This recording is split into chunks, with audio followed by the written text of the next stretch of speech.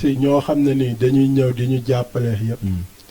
buñ nañu defal ñu def buñ parce que mënoo bañ a gis nit mu xëy suba rek ne laan defal li nga. mais man li ma jaaxal mooy stade bi ñuy wax stade bi ñoom mojo bi muy bëree. képp ku su amoon jot bàyyi nga sa jot.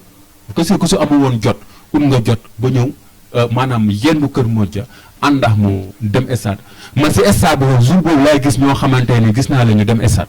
si waaw loolu nag mooy problème bi quoi. parce que nit ku nekk fi ngay xalaatee ak ni ngay jëfee ah. ñun dafa am ay mbër yi gën a favoriser quoi. waaw loolu moom yàgg na am quoi. am na ñoo xam ne mënuñu yemaale ñëpp te ñëpp a yem si yàlla ji de. waaw kii day gën a ndaw kii ëpp kii mais ñëpp a yem amul xaajaa seen man loolu laa gëm. man moom bu may gëm ñëpp laay gëmandoo bu may bàyyi ñëpp laay bàyyandoo.